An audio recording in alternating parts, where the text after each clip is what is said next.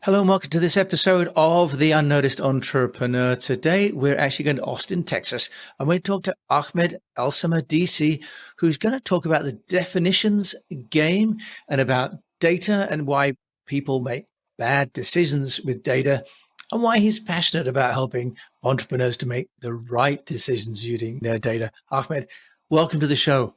Thank you for having me, Jim. I'm excited to be here. Look, well, I'm excited to have you because a whole new area, data, not my strong suit. Now, you're the founder of a company called Narrator, and you help with data. Why don't you explain the pitfalls that entrepreneurs and business owners get into with data and how they can use data to build a better business? Great question. So we'll start with the pitfalls. Data is one of those fields that everybody's talking about and everyone is trying to sell you something. So even me, I'm trying to sell you something here too. So take everything I say with a grain of salt. But the first thing about data is a lot of misinformation, and everyone is trying to say, use data. So I think the first common pitfall is that entrepreneurs use data earlier than they should. I have this really interesting view where using data that is bad is pretty much way worse than not using data at all. So here's an example. When people have bad data, they are more confident because they think they're data driven. So they actually run faster in the wrong decision. When people don't have data at all, they're more cautious, they're more aware, they're more alert. So they're not running the wrong decision, but they might be starting the wrong decision and they might notice something and change their decision. So unless you're ready to really invest in data, I recommend just keep your bottom line metrics. And then as data evolves, you want to kind of invest more and more in doing data correctly. And, you said that about data and investing in data. Most entrepreneurs try and have a dashboard at some stage, whether it's for marketing or for sales, for logistics. You talked about the definitions game in data and how that leads entrepreneurs to make the wrong decisions based on definitions of data that aren't really accurate. Can you help us to explain, what you mean by that and what risks are we taking by making decisions on bad definitions? Yeah, awesome. So every company that is packaging data for you in a beautiful little bundle that's like we simplify data are doing something that you don't realize, which is they're abstracting away data and putting words to express data. Often these words sound like something, but they mean something different. Or they sound like something and it makes sense, but when you think a lot more deeper into it, it doesn't. This is very notoriously known for in big examples like Facebook, which had been sued almost every single year for misleading customers with words like total watches. You're like, oh, of course I know what a watch is. Somebody watched the video. Did they? What if they scroll past it? Did that consider it a watch?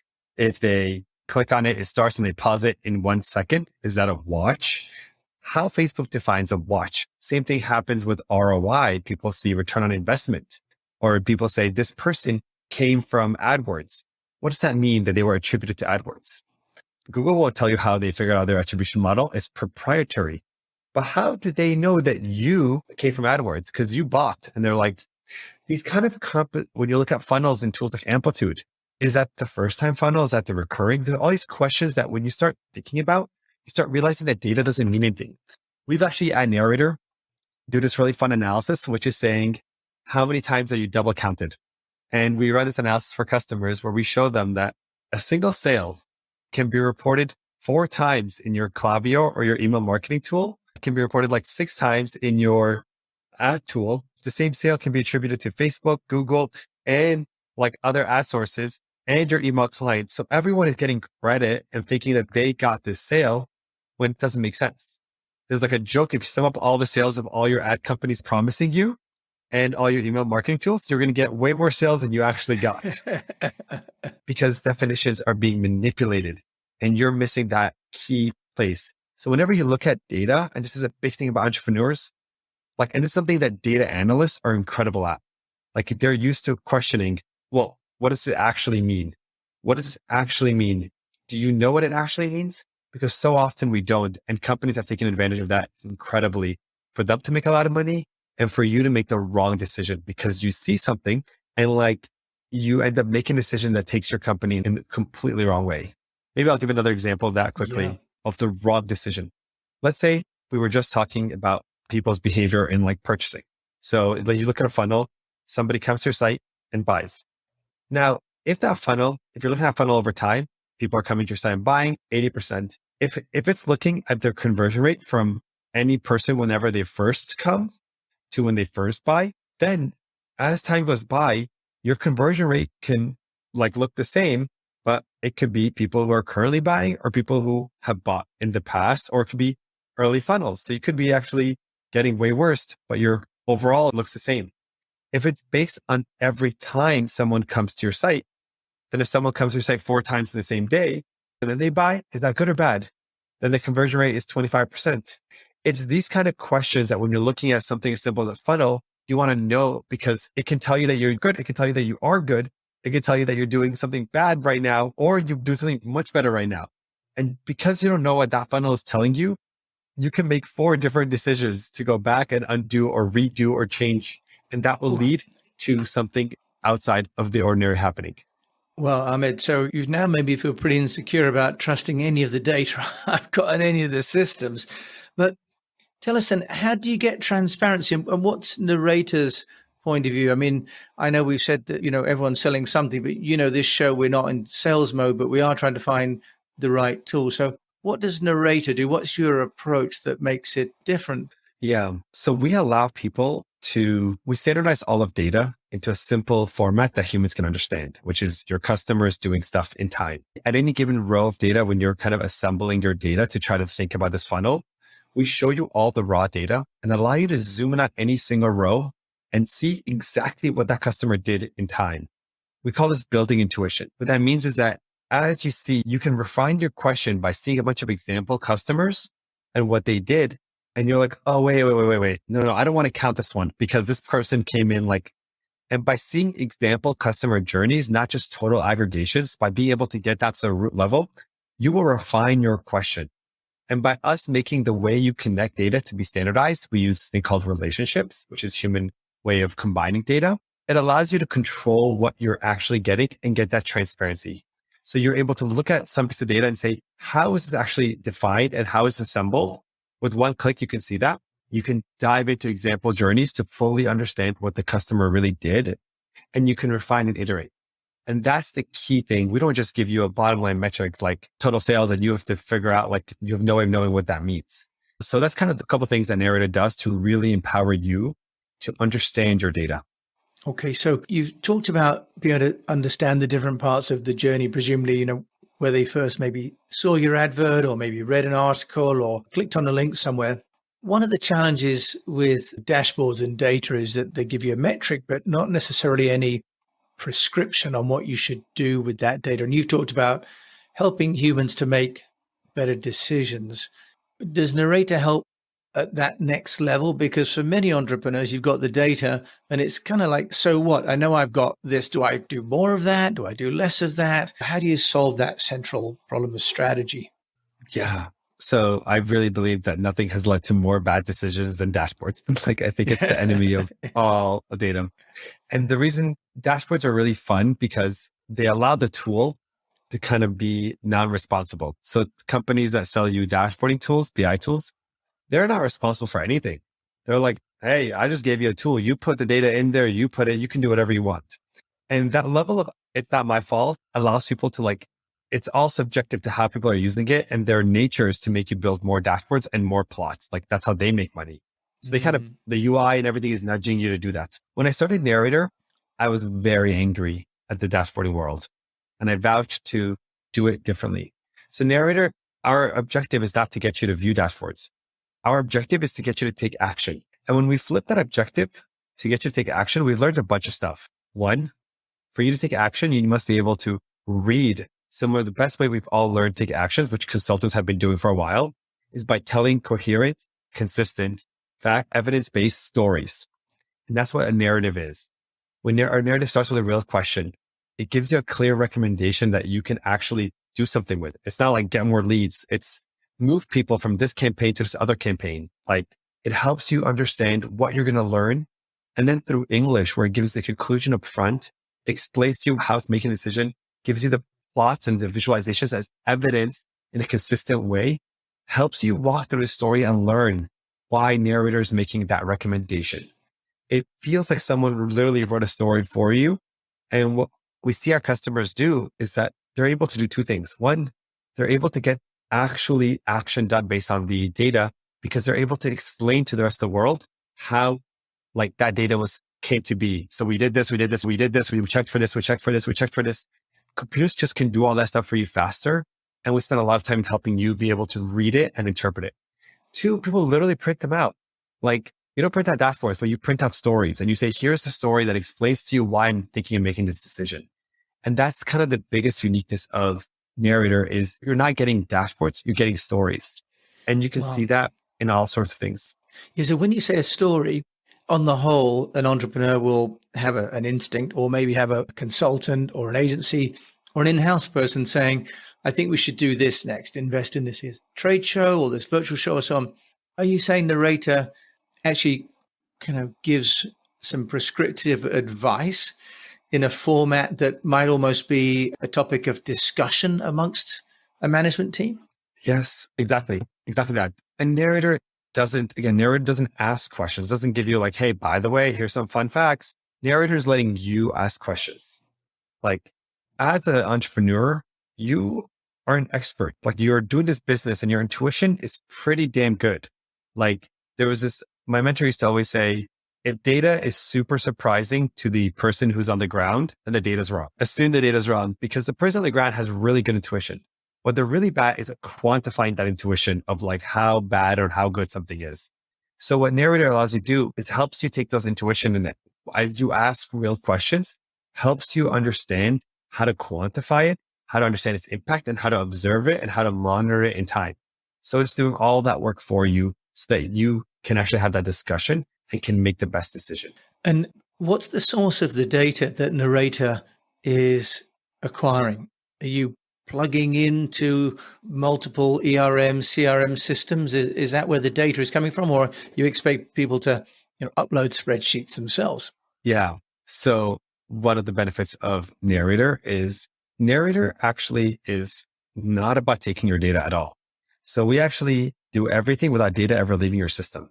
We're what are called warehouse native. So what does that mean? Your Shopify, your CRM tool, your Salesforce all has the data you use.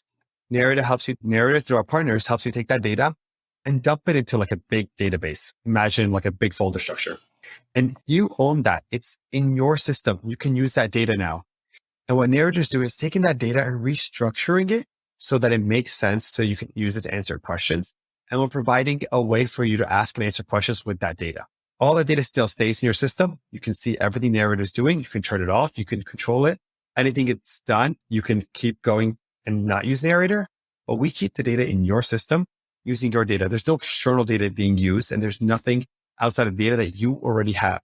And you'll be surprised. I don't know if you know this, but you have a lot more data than you think because every system that has your data has a way to get the data out. And there's tools available that can take the data out for you instantly. And if you use Narrator, we can help you take all that data and move it to a place that you control. Wow. Ahmed, said what we used to call sort of almost middleware, right? So you're aggregating data into a super layer that you can actually use. That's absolutely fantastic. Now, you yourself are an entrepreneur. You've been named in the Forbes 30 under 30. How have you been building Narrator as a brand? As you know, I love what you're doing, but I also love to find out from entrepreneurs how they've been building their own brand. So you want to just tell us a little bit about how you've been doing that? Yeah. So Narrator is very unique in this case because we are super different. And our brand has always been on like doing something that people thought was impossible. Like whenever we demo Narrator, people think it's a magic show. They're like, what's the catch? What's going on? I'm going to try to break it. And we've leaned into that. We've leaned into the world that people have. So for all who don't know what Narrator is, I'll tell you what it does and you can tell me if it sounds magical or not. Imagine an Excel sheet. Okay. So we're going to take all your data and we're going to put it into one Excel sheet, not a million columns, just 11 columns. We're going to take all your data and put it into 11 column Excel sheet. And in that one Excel sheet, any question you can come up with, we will answer using that one Excel sheet.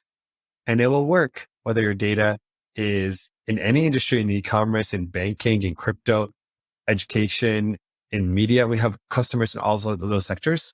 And it'll work when you have thousands and 100,000 rows of data or 100 billion rows of data. It still maintains that, and you can answer any question. And it doesn't get any, as the output of the core things, it gives you the data first, allows you to see example journeys, and then it's able to generate full analyses to help you make a best decision. And so you've been out, you said, doing lives. One of these about data is you mentioned that you've got narratives. If you're doing live demonstrations, what kind of narratives? Because what we haven't touched on is the different kinds of narratives that people might use the data, because obviously there may be a logistics narrative. There may be a cash flow narrative. There may be, as you say, a CRM narrative. You want to just tell us what kind of narratives you're able to answer on the stage, and maybe give us a case study or something of how you've done that? Yeah, so we do this all the time. I hop on stage, I ask the group of audience or data people, and we use this also in our sales closing deck sometimes. And I say, ask me anything, and I'll use my tool to answer any question you have. Give me questions that are hard. Like what sort of question? Yeah, what sort of question would someone, was it like, should I invest more in logistics support? What sort of questions are people asking? The questions like that. So questions what people ask, the questions like, okay, I have a chat bot. Like, does that help me get more sales?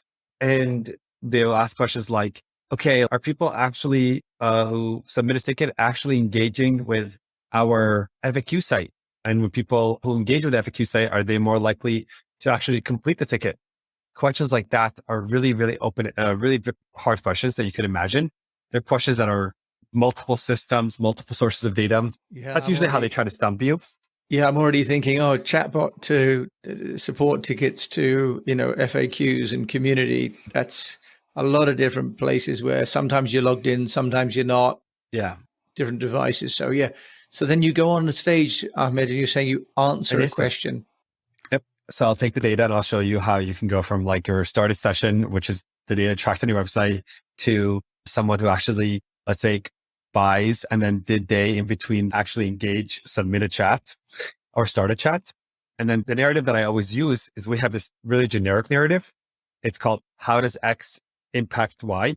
So it's like, okay, how does the engaging with the chatbot make your likelihood to order more? And then narrative generates a full story that says like, it does work, it doesn't work. How has it been working over time? It might have worked in the past, but now it doesn't.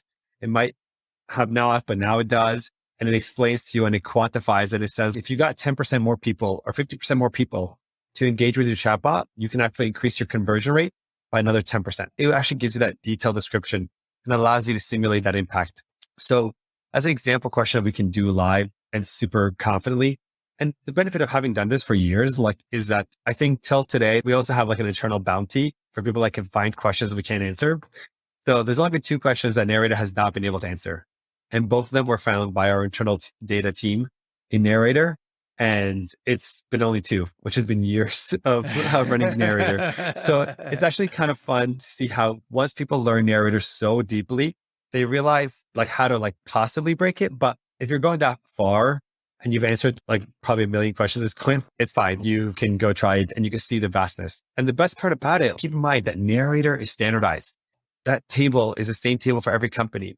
And that enables such a unique world that people, so you asked me about how I get noticed. So one thing is that level of like, oh my God, I can't believe this. And people want to talk about it.